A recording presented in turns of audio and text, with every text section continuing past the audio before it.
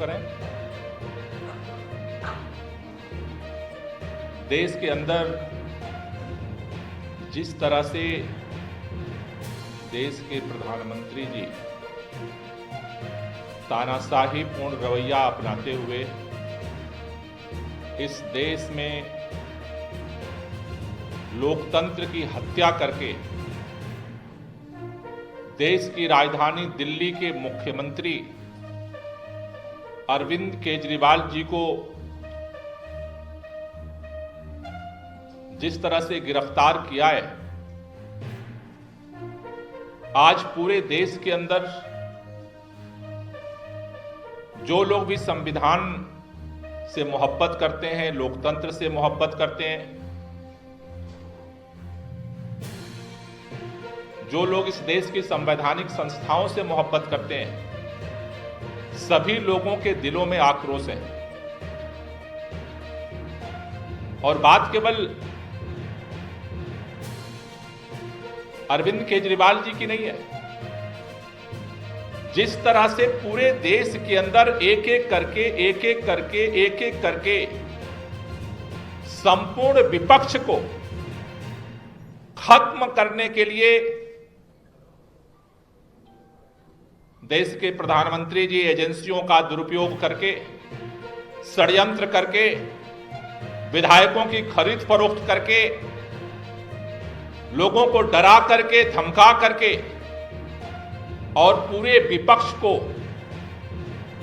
या तो पैसे दे करके खरीद रहे, या फिर ईडी सीबीआई से धमका करके अपनी पार्टी में शामिल कर रहे हैं, या फिर जो सुनने को तैयार नहीं है, जो न बिकने को तैयार है, न झुकने को तैयार है, न रुकने को तैयार है, उन सारे विपक्ष के नेताओं के खिलाफ फर्जी मुकदमे करके उनको गिरफ्तार करने की साजिश हो रही है।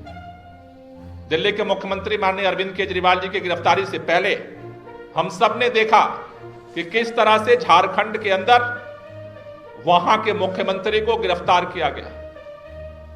हमने ये देखा है कि किस तरह से देश के अंदर, चाहे पश्चिम बंगाल के मुख्यमंत्री हो ममता बनर्जी, चाहे वो बिहार के अंदर तेजस्वी यादव जी, चाहे वो देश के अलग अलग हिस्सों में इंडिया गठबंधन के जो नेता हैं, सबकी फाइलें फर्जी मुकदमे लगा करके ये कोशिश की जा रही है कि या तो उनको चुप कर दिया जाए या जेल के सिक्कों में बंद कर दिया जाए। आज जब से अरविंद केजरीवाल जी की गिरफ्तारी हुई है, न सिर्फ आम लोग बल्कि पूरा विपक्ष एकजुट होकर के इस तानाशाही के खिलाफ खड़ा हुआ है। दिल्ली की सड़कों पर, देश की राजधानियों में, अलग अलग हिस्सों में लगातार विरोध प्रदर्शन हो रहे हैं और यह आंदोलन आगामी दिनों में और तेज होगा। दिल्ली के अंदर एक तरफ तो मुख्यमंत्री को इन्होंने गिरफ्तार कर लिया और दूसरी तरफ पूरे दिल्ली को इन्होंने छावनी में तब्दील कर दिया है। रात में मुख्यमंत्री जी की गिरफ्तारी हुई, जो भी विधायक, चुने हुए विधायक पहुंचे, उनको उठा लिया गया, गिरफ्तार कर लिया गया। सुबह सुबह विधायक मंत्री मुख्यमंत्री जी के घर उनके परिवार के लोगों से मिलने पहुंचे, उनके परिवार को हाउस अरेस्ट कर लिया था, किसी को एंट्री तक नहीं दी गई। प्रोटेस्ट का काल था, आम आदमी पार्टी के कार्यालय को इन्होंने छावनी में तब्दील कर दिया। चुनाव आयोग कोड ऑफ कंडक्ट लागू किया हुआ है, ऐसे समय में एक राष्ट्रीय पार्टी के कार्यालय को सील कर दिया गया। वहां पर मैं प्रदेश अध्यक्ष हूं, मुझे जाने की अनुमति नहीं थी। हमारे किसी मंत्री को, विधायक को वहां नहीं घुसने दिया गया और जो भी वहां जाने की कोशिश किया, आईटीओ चौराहे पर बैरिकेड करके दिन भर गिरफ्तारी करते रहे। कल शहीदी दिवस था, शहीद आजम भगत सिंह, राजगुरु सुखदेव का बलिदान दिवस। शहीदी पार्क में वहां श्रद्धांजलि देने के लिए सबको मशक्कत करनी पड़ी और पंजाब के मुख्यमंत्री भगवंत मान जी वहां पहुंचे। तमाम मंत्री थे, तमाम विधायक थे, हमारे तमाम गठबंधन के नेता थे वहां। वो ऐसे बर्ताव किया जा रहा था जैसे हम अपराधी हों। हम उन शहीदों को श्रद्धांजलि देने आए जैसे हम अपराध करने आए। पूरे दिल्ली के अंदर लोगों को, एक तो आपने चोरी किया है और उसके ऊपर सीनाचोरी हो रही है। साथियों, भारतीय जनता पार्टी बार बार कह रही है अरविंद केजरीवाल को, विपक्ष के नेताओं को हम इसलिए गिरफ्तार कर रहे हैं कि उन्होंने भ्रष्टाचार किया है। उनके भ्रष्टाचार के आरोप की भी धज्जियां सुप्रीम कोर्ट के फैसले ने उड़ा दी है। जिस तरह से इलेक्टोरल बॉन्ड के चंदा चोरी का काला चिट्ठा आज देश के सामने खड़ा हुआ है, मुंह बाए खड़ा है, काला चिट्ठा सबको दिख रहा है। शराब घोटाला, शराब घोटाला, शराब घोटाला, शराब घोटाला। पिछले 2 साल से जांच हो रही है। कोर्ट पूछता है सबूत क्या है, कहते हैं कि मनी ट्रेल हम ढूंढ रहे हैं। सीबीआई नहीं ढूंढ पाई, ईडी नहीं ढूंढ पाई, आईटी नहीं ढूंढ पाई। सुप्रीम कोर्ट के फैसले के बाद चुनाव आयोग की वेबसाइट पर जब लिस्ट डाली गई, उस लिस्ट में मनी ट्रेल सामने आया। घोटाला इधर हुआ और 60 करोड़ का money trail Bharatiya Janata party के खाते में पहुंच गई। शरद रेड्डी, जिसको इन्होंने पहले गिरफ्तार किया, उसके बाद उसको जमानत दे दी। 60 करोड़ रुपया इलेक्टोरल बॉन्ड के नाम पर जो है भारतीय जनता पार्टी ने अपने खाते में जमा कराए। मनी ट्रेल सामने आ गया, लेकिन अब सीबीआई बोल सकती है, ना ईडी बोल सकती है, ना कोई नहीं बोल सकता। और भारतीय जनता पार्टी के नेता चुप बैठे हैं। मैं कहना चाहता हूं कि अगर हिम्मत है तो बताओ ये भ्रष्टाचार क्यों किया। 8000 करोड़ से ज्यादा रुपया हमारे कांग्रेस के साथी बैठे, खाते सील कर लिए। कांग्रेस पार्टी आज प्रचार नहीं कर सकती। और दूसरी तरफ चंदे के नाम पर 8000 करोड़ रुपया वसूल लिया। ईडी सीबीआई से छापा मार मार के कौन सा लोकतंत्र स्थापित हो रहा है। इसलिए आज पूरा विपक्ष इकट्ठा हो रहा है, क्योंकि इस देश के सामने खतरा है। बात विपक्ष के नेताओं की नहीं है, बात मुख्यमंत्री की भी नहीं है, बात आम आदमी पार्टी की नहीं है, बात कांग्रेस पार्टी की नहीं है, बात इंडिया अलायंस की नहीं है, बात देश का है। अगर आज यह देश चुप रहा तो चुनाव के बाद अगर मुख्यमंत्री सरेआम गिरफ्तार हो सकता है तो इस देश के अंदर कौन अपनी आवाज उठा सकता है। अगर इतनी पुरानी पार्टी का खाता सील हो सकता है, हर व्यापारी जो इनको चंदा नहीं देगा जबरदस्ती उसका खाता सील होगा। हर देश का नागरिक का खाता सील करेंगे। जो बोलने की जरूरत करेगा जेल के अंदर बंद किया जाएगा। इस देश के अंदर न तो कोई आंदोलन की गुंजाइश होगी, न बोलने की गुंजाइश होगी। इसलिए इस तानाशाही के खिलाफ दिल्ली के अंदर जिस तरह से इन्होंने पुलिस छावनी बनाई है, इस लड़ाई को और तेज करने के लिए और व्यापक बनाने के लिए हम लोगों ने यह निर्णय लिया है कि 31 तारीख को रविवार के दिन 10 बजे पूरी दिल्ली रामलीला मैदान में इकट्ठा होगी। महारैली इंडिया गठबंधन मिलकर के महारैली 31 तारीख को 10 बजे रामलीला मैदान चलो का नारा गूंजेगा दिल्ली के अंदर। और न सिर्फ दिल्ली बल्कि पूरे देश के लोगों से मैं अपील करना चाहता हूं, जो लोग भी संविधान में विश्वास करते हैं, जो लोग भी इस लोकतंत्र में विश्वास करते हैं, चाहे वो राजनीतिक पार्टी के हों, चाहे सामाजिक संगठनों के हों, चाहे व्यापारिक संगठनों के हों, जो लोग भी इस मुल्क से मोहब्बत करते हैं, उन सबसे मेरी अपील है कि 31 तारीख को 10 बजे रामलीला मैदान चलो और इस देश को बचाने के लिए, इस तानाशाही को खत्म करने के लिए अपनी आवाज को हम वहां से बुलंद करेंगे और वहां से और मिल करके इस संयुक्त लड़ाई को और देश के अंदर आगे बढ़ाएंगे। हमारे बीच में इंडिया अलायंस के हमारे साथी कांग्रेस पार्टी के प्रेसिडेंट रविंदर सिंह लवली जी हैं। मैं चाहूंगा कि वो अपनी बात करें।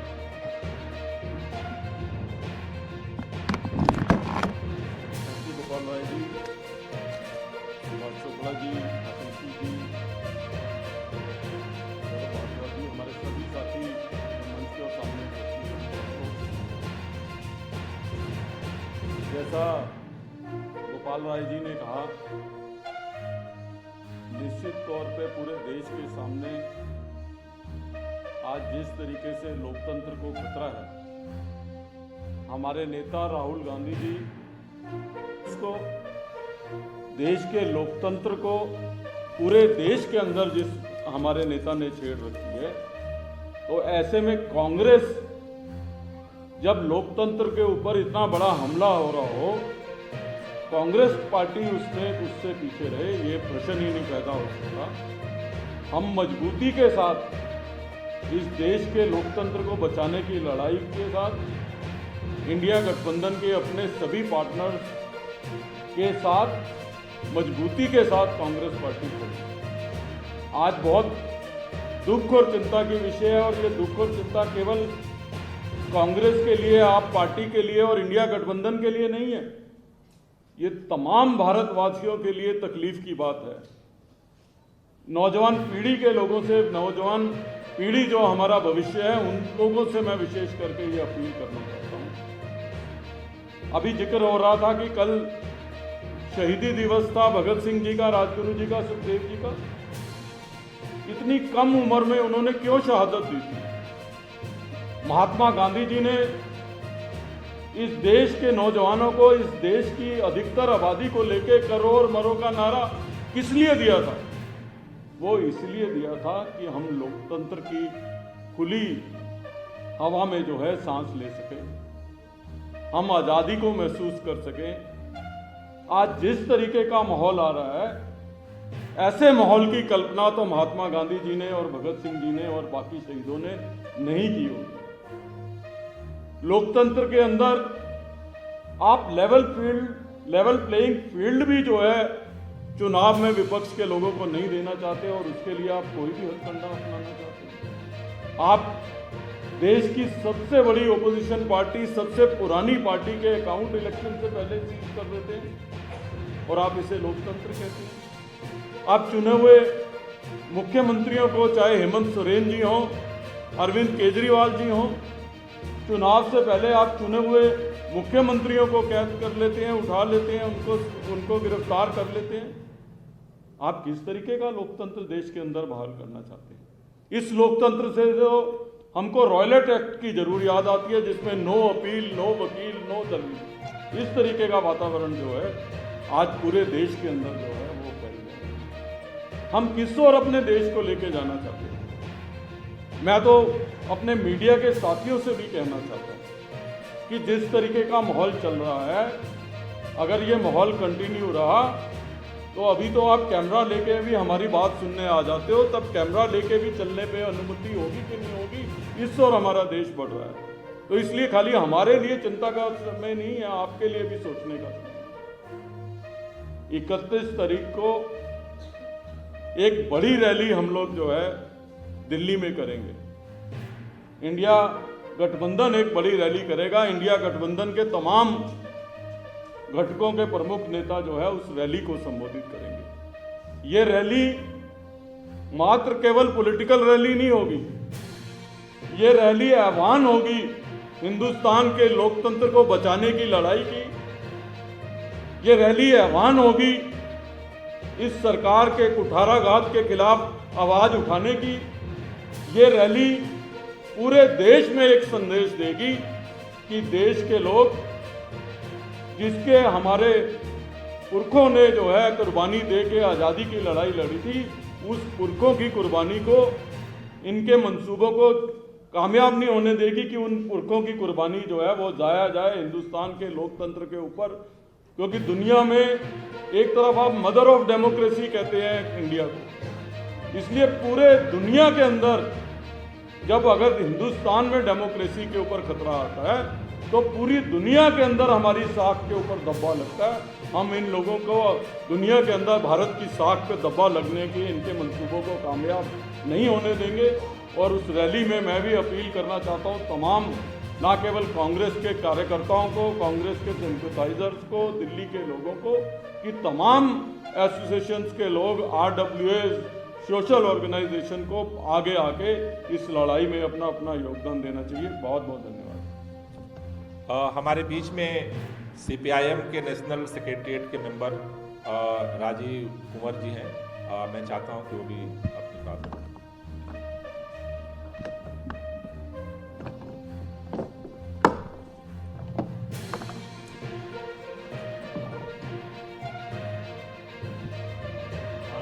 सीपीआईएम जैसे ही अरविंद केजरीवाल को गिरफ्तार किया गया, हमने तुरंत इसकी निंदा भी की। और ये निंदा सिर्फ एक मुख्यमंत्री के गिरफ्तारी की बात नहीं है, बल्कि ये जनतंत्र पर, लोकतंत्र पर, जनवाद पर हमला है। और इस हमले में हमारी पार्टी पूरी तरह से इंडिया गठबंधन, अरविंद केजरीवाल या इस देश के किसी भी पार्टी को, के नेता को अगर इस तरह से गिरफ्तार किया जाएगा, चुनाव घोषित हो चुका है और उसके बाद इस तरह की कार्रवाई की जा रही है, इलेक्ट्रॉनिक बॉन्ड साफ साफ दिखा रहा है और उसके बाद इस तरह की कार्रवाई की जा रही है, एक साफ संदेश है कि ये तानाशाह एक इंच भी किसी भी विपक्ष को देने के लिए तैयार नहीं है। और हम जितनी भी पार्टियां जनतंत्र में विश्वास रखती हैं, वो इस स्पेस को, ये जो लोकतंत्र का स्पेस है, उस स्पेस को छोड़ नहीं सकते। इसके लिए लड़ेंगे, लड़ते रहे हैं, आगे भी लड़ेंगे। हमने उसी दिन घोषित किया और कल हमारी पार्टी पूरी दिल्ली में जिन जिन इलाकों में भी हमारे संगठन के थे, हमने पूरी संख्या में इलाकों में जाकर जनता के बीच में प्रदर्शन, गिरफ्तारी के खिलाफ हमने आवाज उठाई।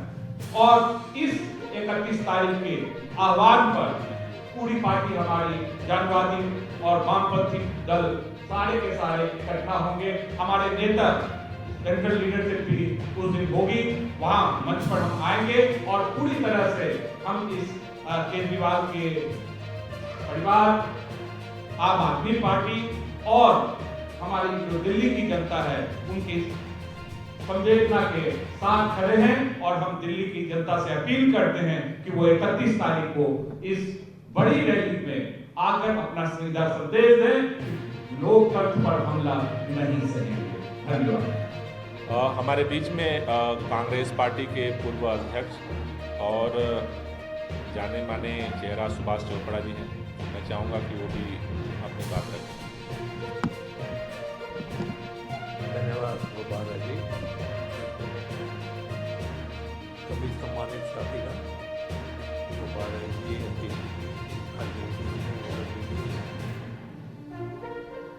सीपीएम के हमारे साथीगण, सौरभ भारद्वाज जी, सभी सम्मानित मीडिया के साथीगण। देखिए, अभी जो गोपाल राय जी ने कहा, दूसरे साथी रविंद्र सिंह लवली जी ने कहा, दूसरे साथियों ने कहा, ये रैली जो 31 तारीख को होने जा रही है, ये इंडिया अलायंस की रैली है। इसमें सभी हमारे शीर्ष नेता सभी पार्टियों के वहाँ आएंगे, जो कि अभी बताया गया कि ये रैली लोकतंत्र को बचाने के लिए है। जिस तरह से प्रहार ऑपोजिशन लीडरों के ऊपर हो रहा है, जिस तरह का माहौल देश के अंदर पैदा हो रहा है, माहौल रुकेगा कैसे? जो स्ट्रॉन्गेस्ट पिलर ऑफ डेमोक्रेसी हमारा मीडिया है, जुडिशरी है, एग्जीक्यूशन है, लेजिस्लेशन है, जब वही कमजोर हो जाएगा तो देश कैसे बचेगा, डेमोक्रेसी कैसे बचेगी? ये रैली, ये रूलिंग सत्ता में के नशे में झूम रही सरकार को बताना चाहेगी कि देश का नागरिक इतना कमजोर नहीं। आज देश के अंदर महंगाई के खिलाफ लड़ाई हो रही है, आज देश के अंदर बेरोजगारी के खिलाफ जो हमारे नेता राहुल गांधी जी लड़ाई लड़ रहे हैं, देश के कोने कोने में जाके आवाज उठा रहे हैं, लेकिन उस आवाज को कुचला जा रहा है। उस आवाज को बुलंद करने के लिए, इस देश को जागरूक करने के लिए जो रास्ता बाबा अंबेडकर जी ने हमें दिखाया कि उस कॉन्स्टिट्यूशन की रक्षा के लिए, मैं ये समझता हूँ ये रैली का आयोजन हो रहा है। और इस रैली से, जैसा कि अरविंदर सिंह लवली जी, गोपाल राय जी ने और दूसरे हमारे सीपीएम के साथी ने जो अपील की है, मैं भी सबसे अपील करूंगा, this rally is to save the constitution of the country, this rally is for the sake of upliftment of poor section of the society, this rally is against unemployment. ये सारी की सारी चीज़ों को जोड़कर जो हमारे नेता जिस तरह से अत्याचार अपोजिशन लीडरों के ऊपर, जिस तरह मुख्यमंत्री के अरेस्ट का टाइमिंग देखिए कि व्हाट आर द टाइमिंग्स। उधर आचार संहिता चालू हो गई, उधर आपने मुख्यमंत्री जी को अरेस्ट कर लिया, शिबू सोरेन जी को अरेस्ट करने की इलेक्शन आने वाला है। आप दिखाना क्या चाहते हैं दुनिया को? दुनिया में इस बात की चर्चा हो रही है कि किस तरह से डेमोक्रेसी को कुचला जा रहा है। और मैं ये समझता हूँ कि आने वाली रैली जो 31 तारीख को दिल्ली में होने जा रही है, ये चेता देगी पूरी सरकार को कि हिंदुस्तान की जनता कमज़ोर नहीं है। हिंदुस्तान की जनता जानती है अपने हक को लेना। हिंदुस्तान की जनता जानती है कि जो अम्बेडकर जी ने हमें कॉन्स्टिट्यूशन दिया, उस कॉन्स्टिट्यूशन की कैसे रक्षा करनी है। ये रैली उसी का एक उद्देश्य को लेके हम आगे बढ़े हैं। आप सबका धन्यवाद। हमारे बीच में दिल्ली सरकार के मंत्री आतिशी जी हैं। सौरभ जी, कोई क्वेश्चन हो तो आप ले लीजिए। इंडिया गठबंधन की सभी पार्टियां इसमें शामिल होंगी और उनका सभी जो शीर्ष नेतृत्व है वो लोग भी इसमें शामिल होंगे।